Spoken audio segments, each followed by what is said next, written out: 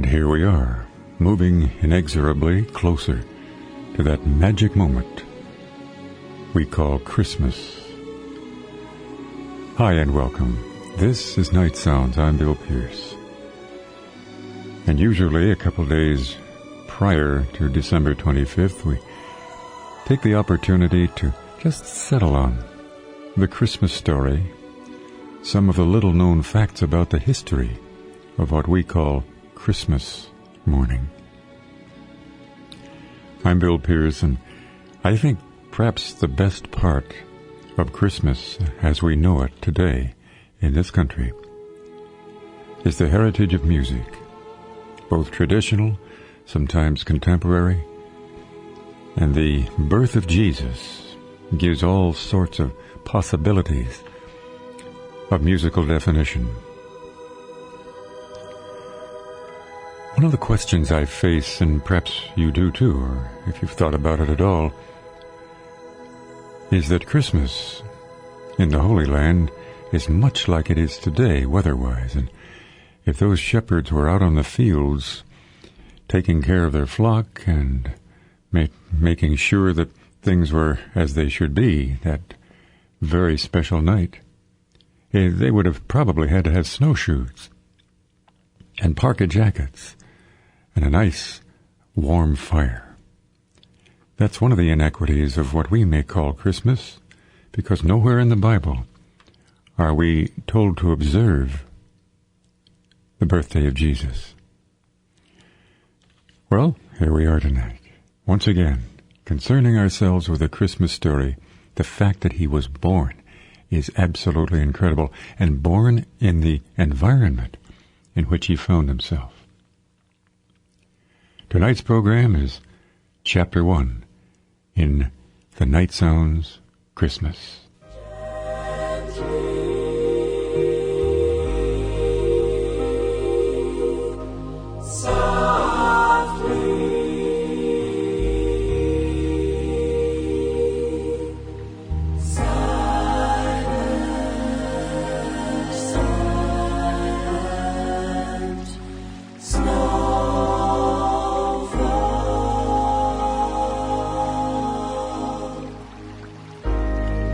Some Nightsounds listeners, professional singers, going under the name Voice Trek, are singing, humming their way through a beautiful song perhaps you haven't heard for years. But if you followed the big bands of the 40s, you'll remember that this was the theme song of one of them, Claude Thornhill, and it's entitled Snowfall. Beautiful melody. Let's just bask in it now for a moment.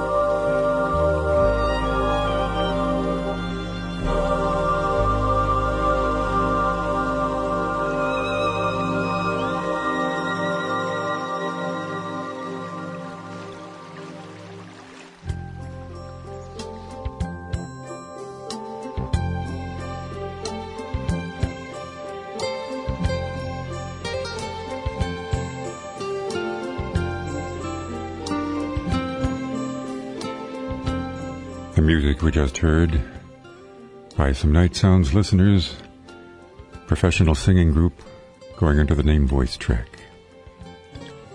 Beautiful tune entitled Snowfall. Well, this song in the background is no stranger to any of us. Away in a Manger.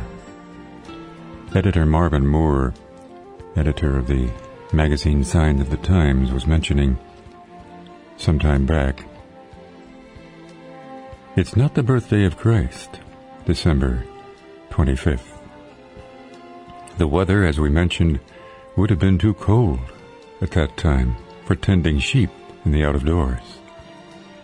And the fact that shepherds were watching their flocks in the fields at that time certainly would suggest that Christ's birth occurred sometime in late spring, summer, or early fall.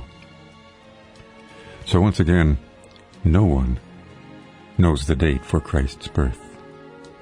Secondly, there is no biblical command to celebrate the birth of Jesus. And third, actually some of the roots of Christmas do go back to paganism. I understand that in ancient times, several harvest celebrations and festivals for pagan deities occurred from mid to late December, including the festive honor of the Roman god Saturn. Early Christians chose this time of the year to celebrate Christ's birth. So tonight, there are lots of details that we take for granted that may not have been the fact, such as the time of Christ's birth, and as we mentioned, authorizing a special day to be remembered. It's not scriptural. But it is an event worth celebrating, and that's what we do tonight. And we rejoice that he was born. Why not celebrate this joy with special programs, with food, and with gifts? Now that's another angle. Gifts were not exchanged with each other in that manger. They were given to Jesus. And we can do with that what we will, as far as observance. What about the fact that there's no biblical command to celebrate Christ's birth? Now, again, this doesn't mean that it's wrong to celebrate his birth. But neither is there a biblical prohibition against the celebration. And where there's no command in the Bible, either way, we really are free to remember Christ's birth in a special way, whatever it might be. Paying attention to his birth, to his person, to what he came to do. And what about the fact that Christmas has roots in paganism? We really have to take the paganism out of Christian hearts by refusing to celebrate Christ's birth on December 25th. Is that a question that's worth thinking about? Marvin Moore said, if our modern celebration of Christmas included the worship of pagan deities, then we would indeed see a problem. However, it doesn't. And while Christmas in our day has become as much a secular holiday as a religious one, the only spiritual aspect in anyone's mind is the birth of Christ. And really, we don't see many Christmas decorations featuring pagan gods or goddesses, or hear Christmas music about pagan worship. The major problem, it would seem, with Christmas in our day isn't paganism, but materialism. It's so easy to share gifts with each other. So, when is the last time any of us have given Jesus a gift on Christmas Day? Well, I don't know about you, but that gives the possibility of some innovation. Remembering that God looks on the heart, not on the outward appearance. Not even in that real neat way that we decorated the Christmas tree. And I would imagine some would wonder how we can give a gift to Jesus when he can't see him. One way to give a gift to Jesus is to give money to a church or charity, a ministry of your choice. Another way is to help a needy person directly, whether or not we get credit on the tax forms. Visiting those in need in their homes, inviting them to ours. People in need are not always poverty-stricken. Some of the loneliest people on Christmas Day are singles. Why not invite one or more single people to your home or a special moment? So tonight we are taking advantage of Jesus' birth. Now, not in a negative way, but certainly honoring him scripturally as the fact that he did come, and he did grow, and he did mature, and the ministry he had was short but potent. If Christ were born today, where do you think he would have made his entrance? Well, if we follow the scriptural equation, he probably would have been born in some garage in a low-cost housing area. But wherever he was born, that is not so much of an issue as what are we going to do in our hearts, in our minds, in our lives, with and for this one who came to die for us. That is a big factor. Let's go back and consider the birth of Jesus once again and the tough moments of that birth. No room, only a manger of hay. No room, he is a stranger today. No room here in his world and away. No room, no room, no room here in the hearts of mankind. No room, no cheery welcome could find. No room, surely the world is blind. No room.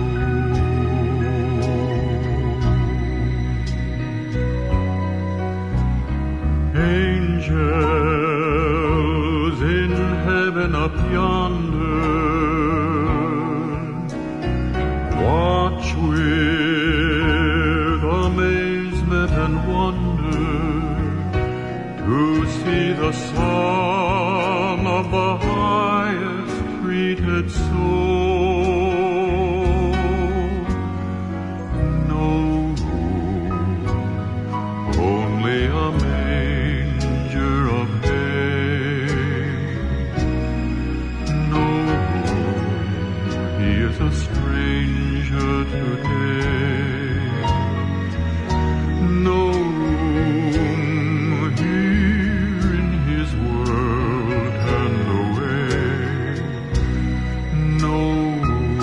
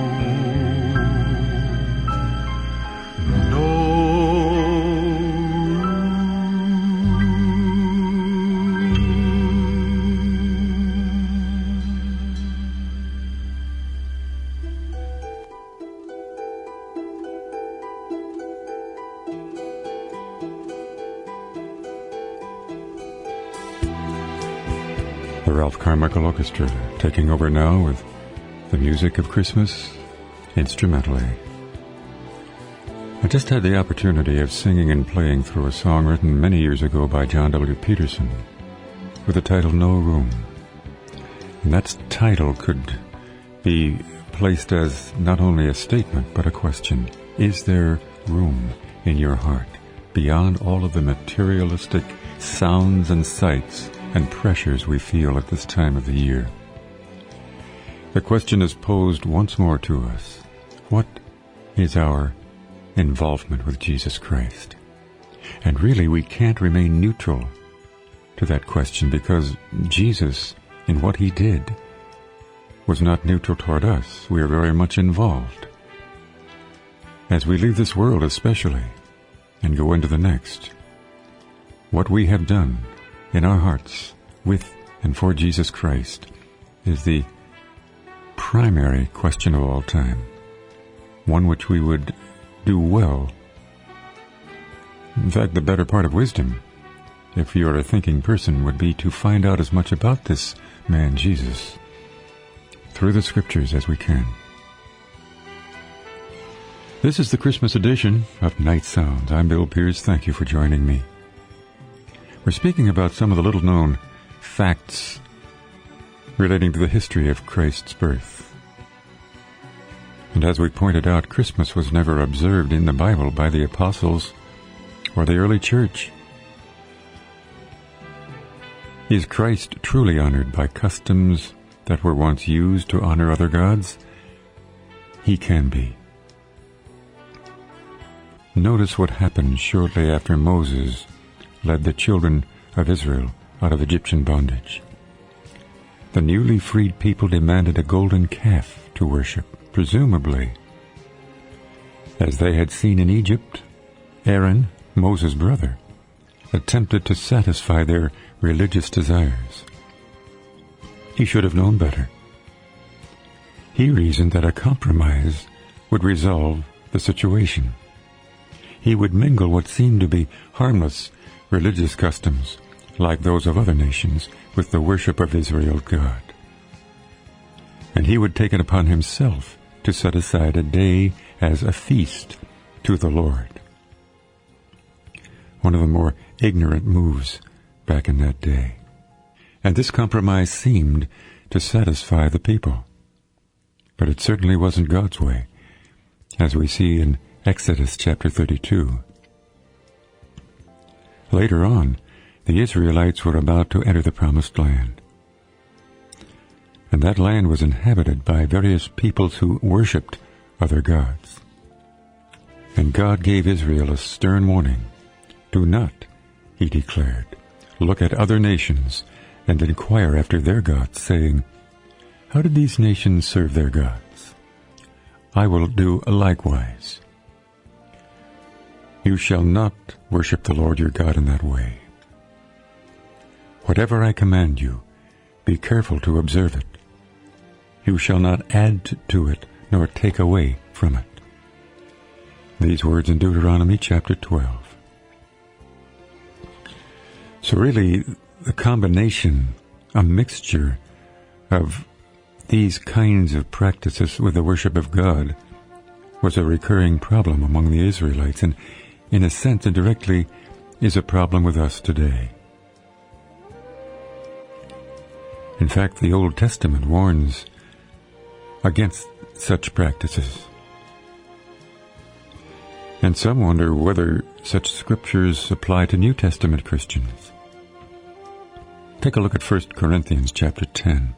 I was in that this morning reading, and I noticed that these words were very pointed. Quote, now all these things happened to them, the Israelites, as examples, and they were written for our admonition. And the Apostle Paul wrote in the New Testament to the church, these factors, in a sense combining idolatrous practices with the worship of God, being a recurring problem which he had to deal with before these young churches. And St. Paul plainly instructed that there should not be mixing together of Christian and idolatrous practices. 2 Corinthians 6, let's read it. For what fellowship has righteousness with lawlessness? And what communion has light with darkness? And what accord has Christ with Belial? And Jesus declared, quote, All too well, you reject the commandments of God, that you may keep your tradition, making the word of God of no effect. Mark chapter 7. So the result of this, Jesus said, was a vain worship. The words, quote, This people honors me with their lips, but their heart is far from me. And in vain they worship me, teaching as doctrines the commandments of men.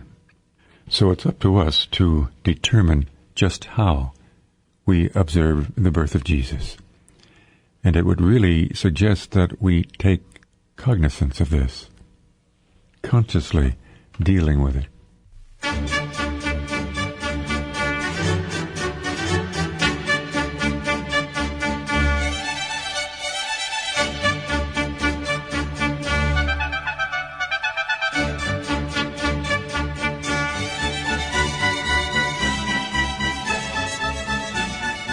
The effulgent, beautiful music of Christmas. The composition Gloria, performed by the Oklahoma Baptist Festival Choir and the Singing Churchmen.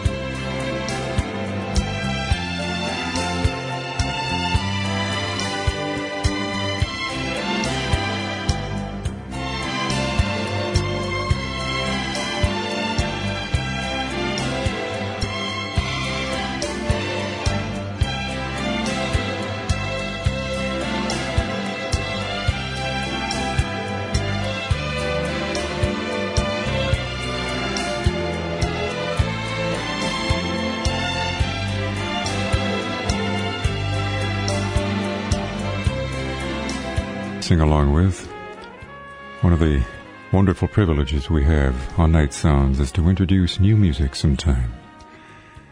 Even in such a holiday season as Christmas, we think we've heard it all, but the birth of Jesus certainly suggests innovation and new birth and new ideas brought forth. Thank you so much tonight for sitting with me As you may have done, maybe some of you are in bed or on the highway, observing in the way that God has led you and your family, or you yourself and friends, to observe his birth. Joy to the world, the Lord is come. This is the wonder of the moment.